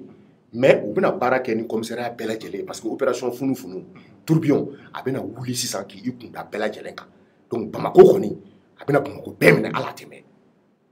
parce que Bagadaji ta nin n b'a dɔn k'a fɔ n'i ma fara drogue feere ma population yɛrɛ de bɛ wuli n m'a f'i ɲɛna k'a fɔ ko a wulila ni a ka cɛdenw ye don min na a bɛ don nin cɛ in fɛ yen a n'a ka 3e arrondissement cɛdenw dɔrɔn de tun bɛ ɲɔgɔn fɛ donc sans renfort population bɔra ka tɛgɛrɛ fɔ a ye f'u b'u bolo ɲɛsin ko e ko 3e arrondissement mɔgɔ filɛ k'u filɛ nin mais an y'a ye kɔsa in na la jeunesse c'est à dire que Bagadaji jeunesse olu tun ye taama k'a ko la olu tɛ taama k'a ko la olu yɛrɛ ko olu de b'a dɛmɛ olu de tɛ ka fara kan wa si olu bɛ ka fara kan hali musow olu bɛ ka fara kan hali sigidaw mais n b'a f'i ɲɛna don tɛ bila ni mɔgɔw ma taa o dɔw bɛ u den ka taa parce que u tun ma da la fɔlɔ parce que n'u y'a fɔ u tɔgɔ bɛna awɔ u yakila k'u tɔgɔ bɛna fɔ la et puis fana u yakila ko ninnu ye mɔgɔ minnu ye ko kojugukɛlaw de n'i y'a fɔ u b'i faga n'i y'a fɔ u b'i kɛ tan bon i m'a ye bon fɛn bɛɛ tun bɛ feere Bagadaji i b'a dɔn Bagadaji sufɛ marché noir dɔ tun bɛ hali n'i kun mago bɛ avion carburateur la i tun b'a sɔrɔ yen jumɛn ye carburateur avion kelen de awɔ i tun b'a sɔrɔ Bagadaji awɔ suyɛnni fɛnw u tun b'a ta ka na u bɛna feere awɔ kabako ye dɛ donc c'est à dire o bɛɛ de bɛ ka dabila sisan ka sababu kɛ drogue kɛlɛ awɔ parce que drogue Jeff i ka n'i den ka yɛlɛ sa bɛɛ b'a dɔn c'est à dire ni drogue manque ye mɔgɔ minɛ i b'a dɔn a tigi karalen don ka ko bɛɛ kɛ a b'a ka fɛn bɛɛ feere bon kɔrɔ ne tɛ ɲɛ dɔn drogue ko ninnu na o bon i y'a ye bon i dun sigilen don mais Jeff parce que i fana bɛ kunnafoni kɔnɔ n'i bɛ kunnafoni kɔnɔ tu dois non c'est à dire si je dis que ne tɛ fɛn dɔn drogue ko la cela ne veut pas dire que n tɛ drogue dɔn n bɛ drogue dɔn mais n'a manque b'i la ou bien n'a manque t'i la o y'a ye c'est à dire mɔgɔ min b'a utiliser e ka drogue feerela o don a la parce que e ka drogue feerela jateminɛ est ce que drogue feerela mɔgɔ basigilen ba don n'i y'a ye a bɛ k'i b'a fɔ ko mɔgɔ min don a tɛ mɔgɔ basigilen non en tout cas minnu kɔni b'a ta kɔni n'i y'u ye bon n'a manque an ka taa kɔrɔ allons-y ayiwa 180 briques o de bɔra cɛ in fɛ yen u taara ni a ye donc u y'a compter u taara ye k'a fɔ ko drogue minnu bɛ a la dɔ bɛ yen n ɲakila o ye Kensi ye n'u b'a fɔ o ma ko SK o de tun ye 110 Dobé, ou le chambre indien. Chambre indien. Togoro fana ba ala wa fuma ko soin, do ba fuma cannabis. Cannabis. Mais kuma ka kele ko na drogue ko la. Ça dit drogue a utilisation chama ba de bi. Il se ka utiliser ba cannabis ni na. Il se ka utiliser ka al froid. Cannabis thérapeutique. Ou nyakla a de la ko kuma o me. A do be o ba atlan, o ba ke Nescafé la, o ba ke thé la. A do be o ba ke cigarette kono. A do be o ba ke Rizela ni ngono na la o papier ni. Donc ba ko kono ba mi. O se ka ke cigarette fana kono. Donc a mini choco chaman babé. A chaman bi. Donc o tara o 70 ani 15 o tara o 110 o tara o labo. Mais ni valeur bella jelenga chani million kemé. Parce que 100 millions. Avec 100 millions et quelques bois. Parce que pourquoi avec 100 millions et quelques bois? Nous ben nous faire. Drogue yere mina na mo mi fait aller gros sisidi. Donc e ben na donc aba faire ma en gros. Abse ka breki kele, abse ko faire ma watan. Mais au briki kele ni ñoo de fonga kuma damene na e bi se ka wa keme soro au briki kele na. Do rebe alu wa keme ni ko were soro au briki kele na. Donc au lieu de mais mo wati jenatika fe na ka be. Mo menga do na ko ka bola ko no lu boro la ko lu wari soro jenatika fe ni mana play. Mais mo dama don drone fana bo wari soro. Suno e mo mu ba mi olu beta tiene no. Abe tiene mi nye ato tlani gawo. Mo dama do drone be mi ba wari soro. Ta soro mo fla mo saba. Mais o mo fla mo saba be mo keme. O bo tache. Wansa ka ni wari soro. Donc ça dit, outra ni tché, ou y'a n'jinga, drogue ni étado, à l'étado. A tse ka bala, parce que opération funu yo ode fo. A te wuli ple, ka a nyeshin, ka fo ka bita drogue tché drone te, non, na wuli la drone, abi e ciblé. Na e ciblé funa, ta sura renseignement be babolo. Ima yu udu na tché kantea, na ni ka magazini clé, magazini jumeni, magazini ni. Donc, au correct ka fo kubi don. Parce que renseignement ni ngal tala ba. Donc, bi ni ka drogue mene. Ou be pebe ki la dombe, parce que intervention tala. Tiens la, depuis ko indam na ma intervention yala. Donc, vous pouvez qui a dépassé et qui a payé panen. Ce qu'on m'a dit, 8h, 9h, vous pouvez faire des pour ma procureur, ma commune de procureur. Allez faire un peu de drogue, qu'elle est contrôle la vie. Allez faire drogue, qu'elle est de la vie, va faire kabako. Allez faire des que sous condamné. N'a que y'en a pas, à Kassok, n'a qu'à ici, notre mot à gagner qu'elle est là. Parce qu'à l'atelier, parce que l'opération funu, au bout de ça, vous voulez tiper. Donc, il y a un fonds fara, nous avons un attaque qui boloda. Parce que là où il a mis le banc, à Tanere. Oui, parce que comme on a c'est ça. Tiens, minelé, mon flower minena, kafracheka. Ou nous mon flan, ou nous faisons des détails, ou nous de photos, ou nous de skiller nous, mais tiens, il y a des bien fait, mais on n'a pas fait pas. Parce que le tribunal est code au mini, on a fait là au fait, qu'on a mon tout follow. Mais quand même, vous connaissez mandat dans les mains donc vous me savez au bétara. Donc, au cas opération funu, magnitude 3, nous on est à Boliko Sabanay. D'accord. Donc, il va y avoir Kobesina. Kobesina. Ati dabla. A dumanduma minale. Kosobe. A dumanduma nu. Amena ansiki magnitude kati. Nyakla obe damne ala tebe. Mo fi na o boli kon na chorno. Ayi ibe boko do kala mai tabal debe bang. Kosobe. Sabula amena nyesha nyama bawdi. Ha? Nyama boko. Ngache to ko fo mai. Kro. Wa mo yitu ko le medro ko fe. Mais quand même, non, on va non. Ça n'est pas comme ma commissariat, n'est commissariat Pékin. Par jour, moi, je peux faire les 17 commissariats. Comme le club est là, mais c'est bien. Kuna foni be ni mimbe ti min kanga ti. Meta nyanyini. Ou bien me souma ni kuna foni. Parce que an ko jugu kele bawo, an be fam bela jele fe. Donc am se ka kuna foni labe, kata dima. Amba labe amba fi na an bora ni kalama ni ngeri ka secteur la ni ngeri ka secteur ko be chugudi. Donc ibi ka fendama. Mais ni ma fendama. Aya fam chukam na fana mbo fana la kale de. Abana. Kuma be fe. D'accord, Koro, merci. Ouais. Ambi faut qu'il voit mandon. Mi fait kato plateau ga sabu la sujet flabé. Et il fera bien clata fula parce que il Koro. Akan au kan greffe. Aka clata fo fin jamana parce que au fin doye kunu yani piche. Tawa. Yani bikase kunu de temena. Donc Koro vraiment mi faut qu'il voit mandona. Qui ka opération funu bi ka a suivi de près. Inshallah ouverture média bi ko akola. Ouverture média mo lamelike lawo. Tu sais que me ka kuma do fia ngunu te sansoro ni jurute wala anskile be kuma kuma la fatido anyela na kuma fula lamelike kulu de be ala. Oui. Moi nous me ka lamelike ambu ka message écrit tout ye nere mana anski we fait ça va bela donc amba ye ka fo chere là ils sont intéressés donc quand nous nous ka ta quoi parce que kuna foni vraiment a jeli ani kuna foni mi tarakari abala matata sungro ma tarakari abala atite mo quoi o de ni son kata ou ka partager ou ka dangania aka ka fo ko chedo apana donc malion amina ce sujet flana ma rapidement aya partager libi ni munu zigi maintenant on a partager ko ay klenge na be fena flaka ya doubler ka ke sabay tukuni aka nani ke ka durke wala sa kuna funi nu abse ka se mali seligi nani bela chuko muna ko bo kala ma ko munu na be ka ke anga jamana kono n'anglalo la ami do rapidement sujet wɛrɛ kɔnɔ kɔrɔ o sujet fana ka di kosɛbɛ kosɛbɛ kosɛbɛ parce que sujet ninnu an ka sujet ninnu i b'a sɔrɔ vraiment kɔgɔ y'a labɔ sukoro y'a labɔ an ye jabaw ni kɔngɔw tigɛ ka k'a kɔnɔ ani karotiw olu bɛ y'a labɔ o la n'i y'a dun f'i nisɔn bɛ ja i y'a ye donc minnu bɛ k'a lamɛn olu de bɛ k'a dun sisan donc an bɛna se mun ma o ye komi ni a kɛra Bamako kɔnɔ an bɛna a fila bɛ don ɲɔgɔn na an b'an ɲɛsin fɛn fɔlɔ-fɔlɔ mun ma maliyɛnw o ye faransi ye a b'a kalama k'a fɔ faransi maliyɛnw u ka ministre mun n'a ɲɛsin bɛ sɔrɔdasiw ka kow ma a bɔra an ka jamana kɔnɔ yan aw hakili b'a la dɔgɔkun jan tɛmɛnen an kumana kan an bɛna kuma o kan sisan en même temps fana ko mun fana ni a kɛra clinique Pasteur la an ye kunnafoni dɔ ye clinique Pasteur ko kan an ba dɔ bɛ yen ko Ina Modja an ka Mali tɔgɔtigi dɔ don ale sigilen bɛ nanzara jamana na ala ye tɔgɔ d'a ma ye donc ale tun bɛ ka a plaigner fɛn dɔ la ko o kɛra a masa dɔ la masa mun ni ala y'a ka kalifa minɛ a la clinique Pasteur la kuma in an kɔni y'a ye a ma kuma da la nka a y'a sɛbɛn nanzarakan na o hukumu kɔnɔ an ye fɛn caman lamɛn a la an y'a kalan donc kalan senfɛ an ye fɛn caman faamuya a la nka an ma se hali bi an n'a maa minnu intéressé an n'u ma se ka ɲɔgɔn sɔrɔ sabula an ye ko bɛɛ kɛ pour que an ni Ina Modja yɛrɛ ka se ka ɲɔgɔn sɔrɔ en même temps kunun émission na an y'a lancé fana k'an mago bi clinique Pasteur yɛrɛ responsable dɔ la u ka se ka ɲɛfɔli k'an ye ko in na mun de kɛra exactement mais ka taa kunun na kana bila bila maliyɛnw an ye kunnafoni wɛrɛ mɛn ko kan tuguni hali bi o réseaux sociaux kelen kan ça veut pas dire que kuma minnu n'an bɛna fɔ ko a kɛra k'a kɛra anw ɲɛna nka kumakan minnu don n'an y'u ta an bɛna o de fɔ ka tila k'an ka analyse k'a kan bonya ani karama kɔnɔ donc an bɛ don faransi ta la fɔlɔ en rapidement parce que faransi a b'a kalama maliyɛnw faransi de ye wulikajɔ sabati k'a fɔ k'u bɛna dɛmɛ lase an ka jamana ma dɛmɛ minnu bɛna lase an ka jamana ma ko aide don à peu près 1,800 milliards u bɛna o dɛmɛ de lase an ka jamana ma an y'o kunnafoni mɛn ɔ aw dun b'a kalama k'a fɔ dɔgɔkun jan tɛmɛnen an y'a ye k'a fɔ ko ni mɔgɔw de bɔra ka rapport kɛ u ka rapport senfɛ u y'a jira k'a fɔ ko maa minnu sera Bunti Mopti mara la ko a caman caman bɛ yen ko civiliw don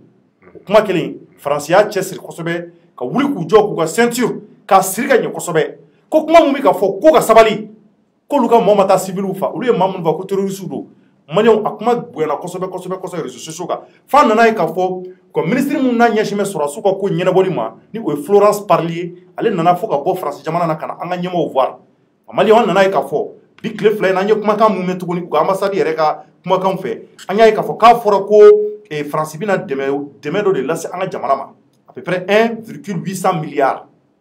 ɔ o dɛmɛ mun n'a bɛna se an ka jamana ma a yera k'a fɔ ko aide mun don ko k'a bɛ délivré par l'intermédiaire du programme alimentaire mondial et de l'ONG Première Urgence Internationale o y'u ka projet ba filɛ donc kuma mun bɛ maaw da kɔnɔ ni ONG ba fila ninnu bɛna fɛn financer à travers la France faransi de ka wulikajɔ fɛ ko dɛmɛ bɛna taa lase an ka Mali kɔrɔnfɛn caman janfa ma dumuniko ta sira la donc an ka ɲɛmaa minnu bɛ yen n'u bilalen don c'est-à-dire que commissaire à la sécurité alimentaire ka se ka dumuniko kow sɛgɛsɛgɛ k'u lakana ka ɲɛ kosɛbɛ tiɲɛni kana don dumuniko la olu bɛɛ kunnafoninen don a ko kɔnɔ donc ko dumuniw de bɛna ta dumuniw ka se ka taa nord ani ka fara camancɛ jamana kan Mopti maraw ka se ka taa dumuni di olu ma k'u hakili to olu la dumuniko ta sira fɛ ɔ nin ko in a y'an dabali ban sabula an y'a ye k'a fɔ tari c'est-à-dire que o ni mɔgɔw kɛlen ka rapport in kɛ est-ce que o de ma faransi bila nin na wa est-ce que o de m'u bila nin dɛmɛ in na o kuma de bɛ bɛɛ da kɔnɔ tari mun de bɛ exactement tɛ mun kalama an da bɛna so de ma k'o fɔ nin waati in na donc an b'a ɲini aw fɛ hali bi a y'a partager an y'a ye k'a fɔ ko in kɔni k'a wulikajɔ kɔni ko le 7 avril n'i ma fili o ye bi yɛrɛ de ye parce que u ka kumakanw na an y'a mɛn ko la signature de 2 conventions de subvention de cette aide alimentaire programmée aura lieu ce mercredi 7 avril 2021 à l'ambassade de France. Donc, on y a en présence de M. Redouane Aga Mohamed Ali, ministre commissaire à la sécurité alimentaire. Bon, ce financement est alloué à 2 projets, l'importé par le programme alimentaire mondial, pour un montant de près de 1,475 milliards. Donc, on va y avoir une connaît 5 ans. Donc, on a un mais n'y a pas donc, maintenant, il y a et mon famille exactement. Est-ce que a fɔra ko Faransi nɔ bɛ mun na o ni ka kumakan na o ni mɔgɔw ka rapport la u y'a yira k'a fɔ ko est-ce que Faransi nɔ tɛ ko maa minnu sara k'a caman ye civil ye donc a dun yɛrɛ k'a fɔ ko Barkhane de ka avion kɛra ka mɔgɔ ninnu tirer tari est-ce que Faransi tɛ k'a yɛrɛ bɔ nin ko in na walasa ka se ka an ɲina nin ko in kɔ walima e bolo nin bɛ mun yira. Bon Thierno i bɔra ka kɔrɔfɔ min fɔ c'est vrai n y'a mɛn n yɛrɛ y'a mɛn k'a fɔ ko Faransi bɛ ka wulikajɔ sabati walasa ka na dɛmɛ dɔ kɛ anw ye. Et Buntiko do Buntiko te tout ce qui vient de la France là France tɛ dɛmɛ foyi kɛ jamana si ye gansan donc ni France bɛna dɛmɛ dɔ k'i ye déjà il faut s'attendre à quelque chose. Ni français ba tege monoboye, il faut s'attendre à quelque chose. Et yani nganda do ni yoroni na parce que koro e yoroni do fon tumba fe ka fen do fo koro ga kuma la quoi mais comme en terminant au sujet là koro iga chebe ga wuli ga jom sabati akan ko dugum mais ibaro ni o ma ici ka douane fana impliqué là a bara gele a sari a keleli ga gele parce que ni a me drogu sera fo bagadaji koro a terminant frontière de la kana donc aka kan ça dire que o ga o yoro nu aka wuli ga jo sabati ga gele o fana la wala sa u ga siga nyesoro o ko fana la voilà bon o terminant ko fe ye question me poser men da do la ça dire beba kalama ka fo ko do waliara anga jamana konna la depuis mois de janvier plus précisément le 3 janvier 2021 anya ye ka foko anga centre yoro la no ye mopti maray douanza konna la dugu do be ko bunti anya ye ka foko wuliga jodo sabatira a konona la mogodo nin torala o nin o wuliga jon konna la an yere mangan chamanke ka ira ka foko ni waliya mun sabatira il faut que anga autorité ka wuliga jo sabati wala sa mamun kera sababu ya ka ni bara en waliya tege ga se ga da atila mogo kan donc o konona la anya ye amena ka soro kibara masoro donc kofɛ dɔgɔkun tɛmɛnen na an y'a ye o ni mɔgɔw bɔra ni rapport ye a rapport kɔnɔna la a yirala k'a fɔ ko faransi maa minnu sara a kɔnɔna la ɔ ko u ma taga u ma terroriste faga ko mais maa minnu sara la ko civiliw de don donc rapport bɔlen ka bila kɛnɛ kan an y'a ye faransi ministre ye communiqué kɛ k'a fɔ ko nin kumakan minnu fɔlen don ka ɲɛsin olu ma ko o tɛ se ka u ma sɔn o kuma ma donc o sababuya la a ye wulikajɔ sabati ka na fɔ Mali yɛrɛ la mais mun bɛ ne dabali ban c'est-à-dire Mali bɛ yan an bɛ degun kɔnɔna la nin y'a waati joli ye faransi ye wulikajɔ jumɛn de sabati ka na di anw ma u nana aide jumɛn de kɛ anw ye est-ce que ni aide in kɛkun de tɛ walasa kumakan mun talen don ka ɲɛsin u ma n'o de ye rapport in ye parce que olu ye justification fɛn fɛn di faransi mɔgɔw kɔni y'a contesté dɔrɔn de u ka kumakan kɔnɔna la u b'a fɔ ko non ko kumakan mun talen don ka ɲɛsin olu ma ko tiɲɛ t'a la mais est-ce que olu yɛrɛ y'u ka enquête kɛ ka bɔ ni résultat dɔ ye wa ayi mais u ka kuma kɔnɔna bɛɛ la u b'a jira k'a fɔ ko non olu ma jɛn n'a ye kumakan mun talen don ka ɲɛsin olu ma o tɛ tiɲɛ ye parce que enquête kɛra cogo mun na ko mɔgɔw ka témoignage de minɛra c'est à dire que mɔgɔw u taara mɔgɔw de ɲininka olu y'u ka kumakanw di ko donc ko o témoignage de kɛra kɔnɔ ɔ olu b'a fɛ wulikajɔ ka sabati ko mun na parce que il faut que maliyɛnw ka fɛn dɔ jateminɛ quoi parce que bunti ko in anw maliyɛnw de sara la maliyɛnw de sara la yanni faransi ka na dɔn kɛ anw ye fɔlɔ a ka kan u ka wulikajɔ sabati c'est à dire que u ka ɲɛfɔli kɛ anw ye u ka jɛn n'a ye yɛrɛ k'a fɔ ko waleya mun sabatira ko olu de nɔ b'a la on a besoin de ça parce que mɔgɔ minnu sara la maliyɛnw de don et on doit pas laisser cette affaire là comme ça ni mɔgɔ yɛrɛ tun kan ka wulikajɔ sabati ala maliyɛnw kan ka bɔ yɛrɛ de hali ka taa boulevard de l'indépendance la nin ko la parce que maa minnu tora la maliyɛnw de don olu tɛ se ka an m'a fɔ koyi Mali SE ma bɔ n'a ye k'a jira k'a fɔ ko faransi de ka baara ye nin ye ko force Barkhane de nɔ ye nin ye mais mɔgɔ minnu bɛ yan o ye ONU de mais moi je pense que ONU mɔgɔw ni faransi ka surun ni anw ye u n'olu ka surun n'o ye o mais n'i y'a olu y'u ka rapport bɔ k'a jira k'a fɔ ko waleya mun sabatira ko faransi de nɔ don o ma o tɛ nkalon tɛ se ka da o la o mais faransi y'a sɔsɔ mais faransi nana ni mun ye u ye preuve jumɛn de kɛ sinon faransi bɛ enquête caman kɛ an ka nord la nord dɔrɔn tɛ dɛ Mali fantan naani bɛɛ lajɛlen sɔrɔ o sɔrɔ b'a kɔnɔna la kɔrɔ a ɲuman fara a juguman kan faransi ba a bɛɛ lajɛlen don ɔ nin waleya mun sabatira ni munna ma faransi ma nana a fana ka résultat ka na jira anw na o ma o kɛ o donc ni c'est à dire n'i ye wulikajɔ sabati ka na Mali kɔnɔna la u ka ministre ye wulikajɔ sabati ka na Mali kɔnɔna la a nana a ye mun de fɔ an ye an ye mun de sɔrɔ a la an ma foyi sɔrɔ a la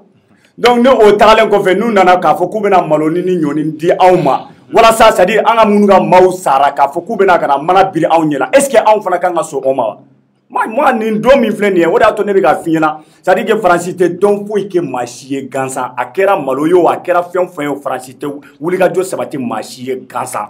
donc ne bɛ se ka nin bila mun minɛn kɔnɔna la an ka maa minnu sara rapport mun bɔra k'a jira faransi la k'a fɔ ko aw ka Barkhane mun bɛ yan ko aw de ye nin baara in waleya ɔ pour que k'a essayer ko o datugu ka maliyɛnw laɲina o kɔ u bɛna na ka na anw dɛmɛ par sabula anw yɛrɛ u y'a diɲɛ maa bɛɛ jɛra n'a ye k'a fɔ ko anw ye fantan jamana ye wa an maliyɛnw yɛrɛ o donna an kunna k'a fɔ ko anw ye fantan jamana ye ɔ fantan jamana maa min ni kɔngɔ b'a la minɔgɔ b'a la ni nana ni balo ye k'a don o tigi ma a bɛ ɲinɛ a ka suw kɔ c'est une manière c'est à dire de nous faire oublier bunti sinon ne ɲɛ tɛ nin dunku foyi la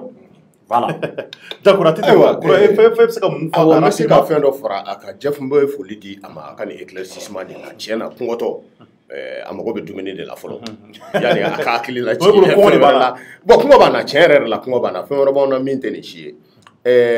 Jeff n b'i ka kuma sɔn ci la mais n bɛ fɛn dɔ fana yiri la kuma nin kɔnɔna la k'a fɔ ko a fɔra ko mɔgɔ minnu sen bɛ nin na n'o ye Faransi ye à travers u ka opération Barkhane nin fo an k'a dɔn fana k'a fɔ ko opération Barkhane nin ko bolonɔ bilala a sɛbɛn na k'a fɔ k'u bɛna Mali dɛmɛ Mali de bolonɔ bɛ a sɛbɛn kan wa o opération Barkhane nin olu ka o sariya kɔnɔna la hakili tɛ a sariya numéro la o bɛ a yira k'a fɔ ko ni u filila ka taa mɔgɔ min faga ni opération nin kɔnɔna la ko u tɛ minɛ n'a ye. Kɔrɔ est-ce que autorité mɔgɔ tɛ ka essayer ka nin yɔrɔ in de dogo mɔgɔw la. Awɔ n mɛna parce que u mɛ fɔ o de f'i ɲɛna i filɛ ka min fɔ n bɛna o yɛrɛ de fɔ c'est-à-dire u tɛ sɔn ka na ni Barkhane ye u ni Barkhane bɛnna min kan ka na o fɔ maliyɛnw ye an ka to dunkan na ou bien ouverture média yɛrɛ ka rapport yɛrɛ ta ka i sigi k'a ɲɛfɔ mɔgɔw ye e bɛna ye k'a fɔ ko Faransi nɔ foyi tɛ nin na sabula a sɛbɛnnen don ka ban wa fana kɛlɛ o kɛlɛ n'a bɛ ka kɛ diɲɛ kɔnɔ ni marifa kɛlɛw don ni ka taa bin dugu kan ou bien ka terrorisme kɛlɛ i bɛ taa sɔrɔ filiw bɛ a kɔnɔna la an ye tir amiw ye Nigeria an ye tir wɛrɛw ye u b'a fɔ ma ko tir amiw an y'o ye opération caman ba kan donc c'est pour te dire que k'a fɔ ko ninnu na Faransi ka kɛgun i ye min fɔ Faransi tɛ foyi kɛ a kunfɛ i ye min fɔ vraiment barikaba de b'a la parce que Faransi bɛ jateminɛ de kɛ Faransi tɛ foyi d'i ma k'a fɔ ko a dira i ma f'i k'i jɔ ten tɛ olu la mais Faransi m'o fɔ o cɛ Faransi ko teri tɛ olu la k'olu b'u ka nafa de nɔfɛ o ma dogo dirigeant si la mais anw ka dirigeant africains anw y'an yɛrɛ feere Faransi ma plus précisément anw ka nin jamana in mais transition tɛ se ka foyi kɛ nin na sabula ni ko nin décidera yanni transition bɛ na se. Oui mais kɔrɔ Nations Unies ye rapport min bɔ n bɛna don n'o rapport nin kɔnɔna ye Nations Unies nana rapport jumɛn de bɛ Nations Unies bolo o de ye ko Nations Unies nana ko kana kɛlɛban kɛ est ce que kɛlɛban nin o déjà anw bɛnna sɛbɛn dɔ kan ka ban o est ce que o tɛ kɛlɛban o sɛbɛn ye wa ni bɛɛ sɔnna o ma ni bɛɛ bolonɔ bilala o la Nations Unies ka baara bɛ min baara wɛrɛ tɛ yen bilen mais n bɛ ka min f'i ɲɛna Faransi ye nin bonni min kɛ bunti Nations Unies bɛ yen Nations Unies fana ka minɛnw fana bɛ yen Nations Unies b'a ye o mais Nations Unies k'a ye k'a fɔ ko nin ko kɛra nin yɔrɔ nin na fo olu ka se ka taa enquête kɛ ka ko in tiɲɛ bɔ donc u bɛ ko dɔ kalama u bɛ ko in kalama mais olu bolo parce que c'est à dire quoi même min f'i ɲɛna quoi Jeff maliyɛnw an ka kan yɛrɛ ye sa an ka kan yɛrɛ ye an ka kan ka jamana fɛ an ka kan yɛrɛ fɛ walayi ala an ka ninnu to yen maa si tɛna ka na Mali in dilan anw place la walayi Nations Unies tɛ ne ma sɔn Nations Unies ka nin rapport de ye sabula Nations Unies bɛ nin kɛ non ne sɔnna k'a fɔ Faransi bɛ ko ka min ka jugu ne nin t'a siɲɛ fɔlɔ ye k'a fɔ ko Faransi ye mɔgɔw bon Faransi y'an ka sɔrɔsiw bon nin t'a siɲɛ fɔlɔ ye mais Nations Unies b'a a kalama et puis fana Nations Unies ne m'a faamu hali bi est-ce que faamu k'a fɔ ko nin kɛra a mɛnna Nations Unies kun ma kuma a kan mais parce que i b'a dɔn rapport dɔ bɔra o rapport nin kun ye Nations Unies yɛrɛ fana i bolo si Nations Unies fana ma mais Nations Unies pour que a ka bɔ sisan a k'a ye k'a fɔ ale k'a da Barkhane nin kun parce que Barkhane nin fana kɛlen don k'i bolonɔ bila sɛbɛn dɔ la donc o bɛ olu jɛya donc sɛbɛn min fana ni Barkhane y'i bolo don o la parli bɔra Faransi kana ka n'o sɛbɛn de yira an ka autorité transitoire la nin bɛnkan in bɛ aw ka jamana ni anw ni ɲɔgɔn cɛ donc anw ye mɔgɔ minnu faga an kan k'u faga ayiwa kuma man ɲi non mais o de bɛ sɛbɛn awɔ mais kɔrɔ c'est à dire kɔrɔ i ye kuma dɔ fɔ awɔ par exemple kɔrɔ i ye fɛn dɔ fɔ sisan i ko ko an ka transition b'an kunna c'est à dire ko transition tɛ se ka fɛn dɔ kɛ bon o kuma nin c'est à dire ne bolo ne ma sɔn o kuma in ma parce que i b'a dɔn l'état c'est une continuité n bɛna nin kuma ye yɔrɔ min na n ko ma sɔn quoi c'est à dire accord de défense mun signera d'abord il faut reconnaître que l'accord de défense qui a été signé là à l'époque c'est Bandao aujourd'hui Dieu ne fait rien au hasard c'est le même Bandao qui était le ministre de la défense à l'époque accord in bɛ signé wagati min na Bandao de tun ye ministre de la défense ye et aujourd'hui Bandao est à la tête de la transition maintenant Bunti action mun mɛnɛra Bunti a ma kɛ IBK ka wagati la o a kɛra Bandao ka wagati de la o ou bien donc ni wulikajɔ kan ka sabati a kɔnɔna la walasa ka éclaircissement di jamanadenw ma moi je pense que la transition a un rôle principal un rôle capital à jouer c'est-à-dire dans cette situation pour que ka se ka ɲɛfɔli kɛ jamanadenw bɛ se ka faamuyali sɔrɔ a la cogo min na parce que u kan ka waleya de parce que jamanadenw de sara a kɔnɔna la i ye kumakan mun fɔ o kuma in ye tiɲɛ de parce que accord in yɛrɛ kɔnɔna la accord de défense kɔnɔna la n'olu nana anw fɛ n'u y'an ka maa mun fa foyi tɛ bɔ a la o parce que an yɛrɛ de bɛn an jɛra ni o kumakan ye nin ye fɛn dɔ de ka yira maliyɛnw na c'est à dire que accord caman bɛ a bɛ waleya an ka jamana kɔnɔna la a contenu u t'a exposé jamanadenw ye walasa an bɛ se ka faamuyali sɔrɔ a la parce que a dɔw bɛ yen d'ailleurs hali accord d'Alger mun filɛ nin ye bi ni mɔgɔw bɛ ka mankan ci a la kɔrɔ dɔ wɛrɛ tɛ o parce que u y'a bɛɛ baratu ɲɔgɔn kan k'a sɔrɔba ɲɔgɔn na k'a sɔrɔ u mana ka na exposé jamanadenw ye walasa kɔlɔlɔ kana bɔ a la kɔfɛ donc sisan jamanadenw bɔlen a kalama bɛɛ bɛ ka ban a la parce que a contenu man ɲi jamana ma donc ni transition c'est à dire que transition mɔgɔw an b'a laɲiniw fɛ de wa u ka baara de don u kan ka wuli ka jɔ de sabati walasa bunti ko in ka sinon nin tɛ o ni mɔgɔ siɲɛ fɔlɔ ye ka rapport bɔ kɔrɔ wagati dɔ la o ni mɔgɔw ye rapport bɔ k'a yira k'a fɔ ko an ka sɔrɔdasiw u ye généraux dɔw cité a wagati général Keba Sangare u y'o tɔgɔ fɔ a la k'a fɔ ko exaction minnu bɛ ka kɛ centre kɔnɔna la ko olu b'a la mais la France n'est pas venue pour dire que voilà bon kumakan mun taara ka ɲɛsin an ka sɔrɔdasiw ma ko tiɲɛ tɛ parce que il s'agissait pas de la France mais cette fois-ci il s'agit de la force Barkhane donc Faransi mɔgɔw bɛna k'a fɔ k'u b'o contester k'u bɛ ONU mɔgɔw ka rapport contester mais est-ce que u delila ka ONU ka rapport contester a c'est parce que nin jɛ in na a b'olu de kan raison de plus an ka autorité u kan ka wuli ka jɔ sabati transition mɔgɔw u kan ka wuli ka jɔ sabati walasa u ni affaire in u k'a tirer au clair l'aide alimentaire la an ka foyi mako t'o la an b'a fɛ dɔrɔn affaire in qui tire ça au clair parce que c'est les Maliens qui ont perdu leur vie. Ok. Donc il faut que Bandao était le ministre de la Défense en son temps. Voilà, mais il n'était pas le président de la République. C'est vrai. Parce qu'il y a un rapport, Barkhane accord de défense militaire, c'est le président de la République, et effectivement le ministre de la Défense. Et c'est parce que France, il est là tout ni fin chamaye quoi. Et il faut que il faut que gansa. Oui. France là benendo, France te Mali qu'on a fana ali gansana. Parce qu'il m'a na koko kesi san. Ubi yɛrɛ kumakan de ta ka jɔ i ɲɛkɔrɔ wa n'olu ye fili o fili fana kɛ u bɛ i yɛrɛ y'i bolonɔ bila sɛbɛn min na u b'o de ta ka bila i ɲɛkɔrɔ donc i m'a ye wa bon Jeff ye kuma min fɔ vraiment barika bɛ min na o de ye vraiment ka segin fɛn ninnu kan ma dɔn n'i y'a fɔ ka segin fɛn ninnu kan k'a jateminɛ yali nin kana kɛ parce que maliyɛnw de nin tora vraiment an bɛ dugawu k'u ye bi ouverture média k'Ala ka hin'u la Ala k'u dayɔrɔ suma Ala ka yafa kɛ u ma maa o maa i nin tora nin faso ko nin na vraiment an b'a ɲini an dabamasa fɛ vraiment a k'a bɛɛ sara kɛ alijinɛ ye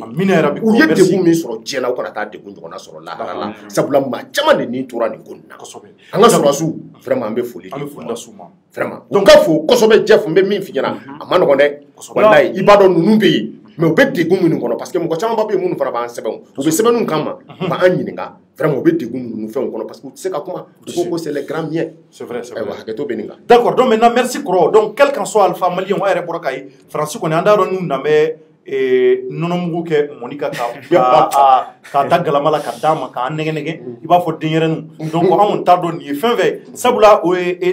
n'a fɔra nin ko in tɛmɛna dɔgɔkun tɛmɛnen aw bɛna k'a bɛna dɛmɛ kɛ anw ye ka soutien kɛ anw ye plus de 1,4 quelques milliards donc vraiment an ma se ka nin faamuya donc an mago bɛ mun na o ye fɛn kelen pewu de o ye an ka ɲɛmɔgɔw de bɛ se ka bɔ ka ɲɛfɔli kɛ tari maa minnu sara bunti terroriste don wa walima terroriste tɛ ayi terroriste tɛ ayi non mais quel qu'en soit ayi non de fait que o fɔra ka ban oui mais an hakili la depuis nin kuma fɔra ONU fɛ ni ma fili an ka ɲɛmɔgɔw ma bɔ ka ayi olu de kan ka bɔ ka ɲɛmɔgɔ ayi parce que Jabi ye min fɔ e ma jɛ ka kuma jateminɛ c'est à dire tubabu kɛlen don k'u yɛrɛ datugu de non tubabu de b'an ka ɲɛmɔgɔw kan olu de kan ka bɔ ka ɲɛfɔli k'an ye kɔrɔ olu de kan ka bɔ k'a fɔ bon faransi kɔni nana dɛmɛ kɛ mais hali o bɛɛ la tiɲɛ yɛrɛ la minnu sara o n'i kɔni bɔra k'a fɔ ko civil dɔw b'a la bon tiɲɛ yɛrɛ la an fana ye recherche kɛ an ka jamanadenw ka ɲɛta kama bon jamanadenw bon vraiment tiɲɛ yɛrɛ la ninnu de terroristes walima terroristes je pense que c'est très important parce que la SE aussi est là pour ça Mali SE fana bɛ yan nin de kama ni faransi ko k'a bɛ o ni mɔgɔw ka rapport k'u b'a contester an fana ka essayer ka bɔ ni preuve dɔ ye k'a yira dɔrɔn k'a fɔ ko voilà bon olu de mɔgɔ ninnu Barkhane de nɔ don u fana kan ka baara kɛ o la parce que anw mako b'olu yɛrɛ ka kuma de la an bɛ se k'an titi o de kan anw ɲɛ bɛ essayer nin na a bɛ baara min na quoi c'est vrai vraiment d'accord donc mais vraiment merci an bɛ foli lase aw ma o la an bɛ taa sujet laban na rapidement k'an ka kumakan kɛ sabula heure y'an tan tɛgɛ ma donc faransi kɔni na bɛ nin dɛmɛ de s'an ma dɛ maliyɛnw dɛmɛ mun don an t'a dɔn ni denyɛrɛnin dɛmɛ don ka n'an nɛgɛ nɛgɛ k'a lajɛ ka sin don an da kɔnɔ walasa an bɛ se k'an da de an bɛ ɲinɛ nin kɔ sabula o de fɔra ko la France apporte un nouveau soutien de 1,801 milliard de francs CFA Et cette aide sera délivrée par l'intermédiaire du Programme alimentaire mondial et de l'ONG Première Urgence Internationale. Donc, ONG ou quoi projet Baflabe, ou le début Jona à Kouye. Donc, projet Folani ou Pamouye, ou 1,475 milliards, soit 2,25 millions d'euros. Flana ONG Première Urgence Internationale. Donc, ou bébé Kofela Nuna, en son go marala. Chamambi Nodi, doni ou PUI, donc ou hauteur de près de 328 millions de francs CFA, à peu près 500 euros. Donc, nous avons à quoi bébé sont à l'Awalia, bi arabe parce que bien le 7 de donc yo de focus c'est mercredi et 7 avril 2021 à l'ambassade de France. Donc on va faut quelqu'un soit alpha ni demain nous que France fait vraiment en tout cas faut on va contrôler parce que ni wala nyando ga c'est mo tiko nga on ga mamu zara tari u kana annege tiede do wa turur su de sarawal ma turur su masa am mo bi ko de la ka se ko tinyedo anga nyemo ko se ka bonike ka nyafoli prepare kai pour que alibi fanyali se ka sora chukumna nangla la mani amba labani sujet laba mu oye e pasteur tay abora ka yambal ma muso ni oye ina moja anyebe e kuma ka na réseau ka bebe ki tafo ina moja be ka tafo anyeba la fana clinique pasteur fana na ru fana ka nyemo do kuma do foka ayere défend donc on vit ce que krofo alibi yani anga dossier na mara bi enquête la duguma nga anyebe kuma ka mu na me kan tito de kan nga se ka analyse ke donc o lande se ka fo kuma ka mu bi ka bufla be da kono jon tay nye jon tay ngala se ko fo nga me kan de fo bituni anya ka fo kuma fo ndila do fana o fana fin do fana fo ina moja ka page kan vraiment comme on a be ko kuma chamba kono mi kuma to jefa ma kila jefa e kuma fo ndile nga kuma manya me ka be barake Jeune Afrique là donc ka e fin jamon vo kuma kan nu no itab se ka se ana famo ma wala wala ni. Ouais, effectivement, et Baba Ahmed est kuna volila do Jeune Afrique là et adado affaire in konna la. Aka kuma kan konna la ira ka fo be comme ira fo to na kuna kuma na ya. Histoire na to ko mina nyamu ye bolo la. Chamon voilà. An kuma na aka. Donc au be ko fe akoka le wuliga jo sabati ka clinique pasteur mo ko ku wele téléphone na ko nyininga affaire kera to ko mina. O aye kuma kan mu soro la a bora ko de publier. Aira ka korofo konna la ka fo ko ina mojo yi ko abeka afo aba minga banifo ko bana ko kabiri mois de janvier ko kata mois de janvier fo kana blani wakati la ko muna o maboka kuma ko fo sisa ko sino ko yano ka ke ko ina mojo fa ninga fara a frère doka ko coronavirus tumbula ko coronavirus tumbula wa ko o coronavirus ko uyo traité ko bampe ko o kenera ko muna ina mojo dama ma o kumala c'est-à-dire que clinique pasteur mo ko ye wuliga jo sabati ka ina mojo fa ana koroge a frère do quoi parce que ama préciser ama foko a petit frère ou ama fa grand frère mais akoka a frère do donc ko ka wuliga jo sabati ko ka olu furake coronavirus la o ko muna amofo ko niya ye ina mojo be bossi san kan krofo intaga nyeshi clinique pasteur ma ko dorete ko parce que ko elle est une personne influente c'est-à-dire mo la ko donner quoi mamu ni influence bila o ko o de ato abe ninke ou bien ko activiste ko o de ato abe ga ninke wala sa ka chantage ke wala sa ka essayer ka clinique pasteur mo ko voilà ko ka réputation tien ko ka la no ke bita soro mado de wuliga jo sabati ina mojo kerefe o ka ina mojo sara ka bla akabo kani kuma kan nu fo c'est-à-dire que clinique pasteur ma quoi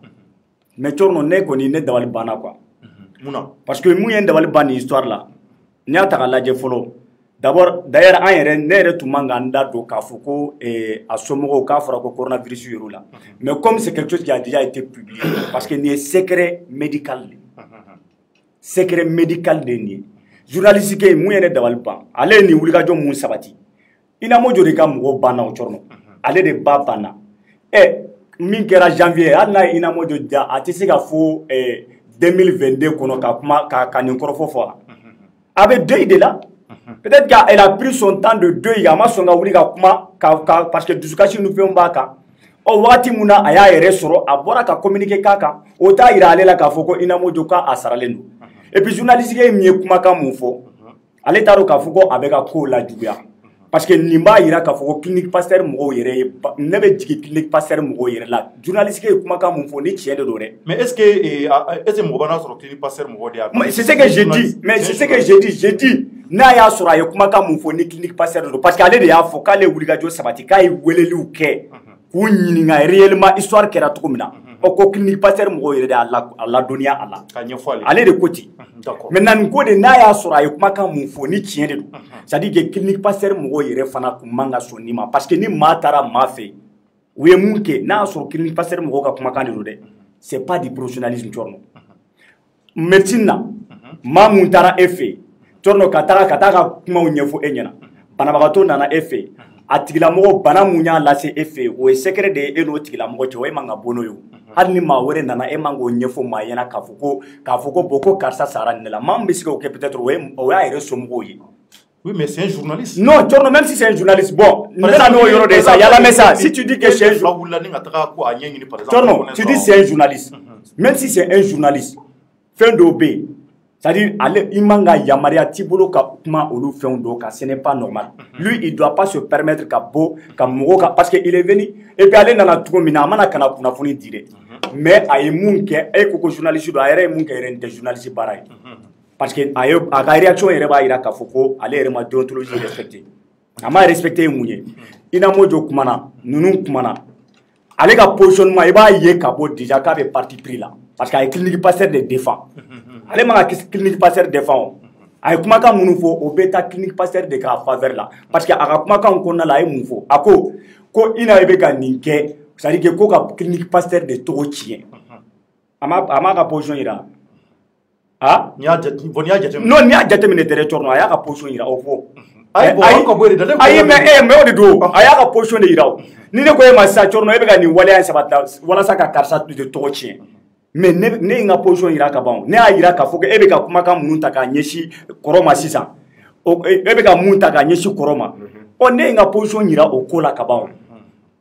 vrai ou faux kɔrɔ ni n ka position yira o la ka ban e man k'a fɔ ko bon ko Ina Mojo bɛ ka nin bɔrɛ ko ka clinique pasteur mɔgɔw tɔgɔ tiɲɛ donc ça veut dire que e bɛ ka baara kɛ clinique pasteur de alors que un journaliste ce n'est pas comme ça le journaliste c'est pas comme ça. Mais ka kuma la Ina Mojo fɔ rapidement e y'an ta tigɛ. Bon ne t'a dɔn Ina Mojo yɛrɛ réaction mun kɛ a ka kumakan kɔfɛ parce que ma o fɛnw lajɛ mais cɛ ye nin kumakan mun fɔ a ye ne dabali ban franchement a ye ne dabali ban parce que n'i bɛ ka nin fɛn kɛ nin bɛ ko to empiré de ale nana ni explication mun ye nin tɛ explication ye mais an bɛna wulikajɔ sabati halisa ka taga lajɛ c'est à dire o de y'a to kunu yɛrɛ an yɛrɛ a laɲini pour que an bɛ se ka Ina Mojo sɔrɔ ou bien an bɛ se ka Maria Bokum sɔrɔ parce que Ina Mojo sɛri dɔ bɛ yen Maria Bokum n'an bɛ se k'a sɔrɔ walasa ka wulikajɔ sabati ka taga ka nin ko in tɔ yɛrɛ ka ɲɛ sinon journaliste ye mun fɔ Thierno a ye parti pris de kɛ dɛ. Ok donc kɔrɔ histoire ye histoire mais n'est-ce pas. Bon, n ye histoire nin n y'a mɛn mais n ma se ka fɛn ba mais commentaire tɛ ne bolo a kan mais ne bɛ se ka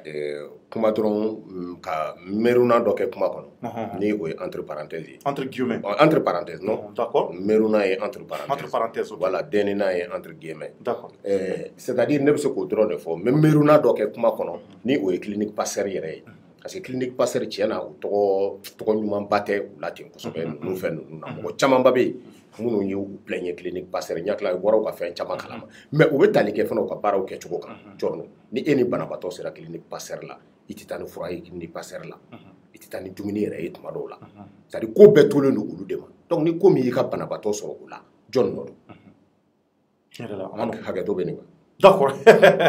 Merci Koro. Donc on va profiter ka u ka barakɛlaw bɛɛ fo ni waati na ka docteur Jakite fo ni waati na sabula ne yɛrɛ taara n ka lajɛliw kɛ yen nɔ donc an b'a yira k'a fɔ hali bi ni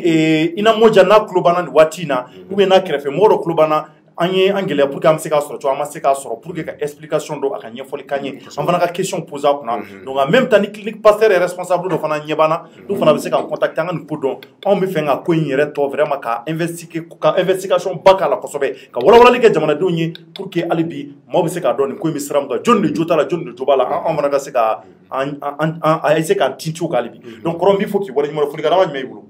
Bon o ye dɔrɔn de ka bɛɛ lajɛlen fo minnu tulo banna nin wagati nin na k'a f'u ɲɛna ko émission nin u ka ciri u ni ɲɔgɔn cɛ vraiment walasa an bɛ se ka bɛɛ lajɛlen lasɔrɔ kunnafoni jɛlen dili la kunnafoni min na a taara ta a sun kɔrɔ ka Jefu yɛrɛ fana fo i ka premier ministre ka foli di ye fana ma. Merci Kɔrɔ merci Jefu an bɛ aw bɛɛ fo ka waleɲuman dɔn k'a fɔ hali bi Ala k'an to ɲɔgɔn ye an b'a fɔ jamana in Ala k'a diya Ala ka Mali bɔnɔgɔla hali don de an ka laɲini ka bɛn ni sabati n'an yɛrɛ damaw ni ɲɔgɔn cɛ Cɔrɔnɔnjɛ i ka foli bɛ bila aw bɛɛ kelen-kelen na an b'a fɔ aw ye Ala ka tugu ɲuman jɛ merci à toutes et à tous a k'an bɛn sini au revoir.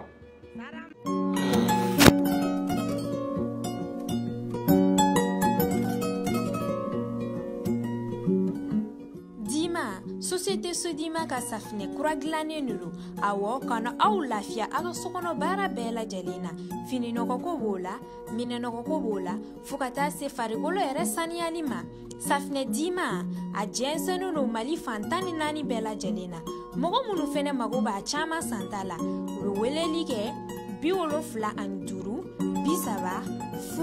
30 ani 51. Safinɛ Dima, safinɛw ka sanbala ɲɔ.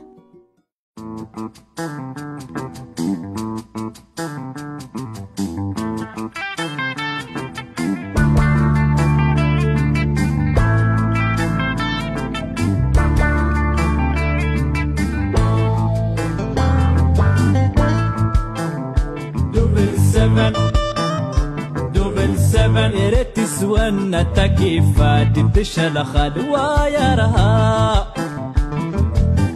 أكتندي وتجرهنا ناس ستو ماس تزها تقاس دوبل 7 هذا مشرب للطاقة لشربوا ما يترخى ليل النهار وانت فرحة مع دوبل 7 يعطيك طاقة يعطيك طاقة يعطيك طاقة دوبل 7 دوبل 7 دوبل 7.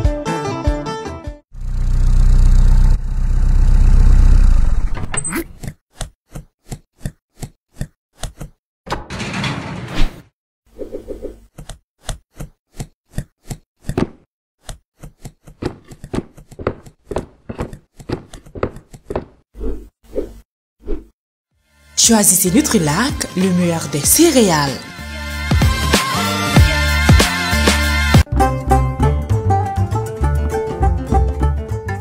Malienne pour le développement et l'amélioration des races ovines et caprines Amdarok ale association ye minga bara anaka lainu nyashinindu sakaw ni baw suguya chama walangatalima anga jamana konnala uka bara hukum de konnala sa uya la nyini ka salon d'exposition belebele labin min kon be saka ke sababu ye malien ka don saka ani basuguya munu be anno anga jamana konnala salon d'exposition kon be damine alamsa don avril kalo kle shegni kata laban sibiri don avril kalo kle temps ako bela Jalembike, terrain Calcio sanfé, 15 Ambougou, 3e arrondissement yere kofé choy. Kile saba konna la sa, amba kuna funia ka fo, ko nyanda belebele ko ni bolo dalendo, bali horaw ni ñogonti. Aywa, baka maralaw, saka jigi ni baka no baw, ni awka koyde, aw bela jalinga bo, ina fo kono kulu. Kanani salon d'exposition ñene maya ko sebe, ka saka ni basuya chamanye, ka chama fana sanga sigiso.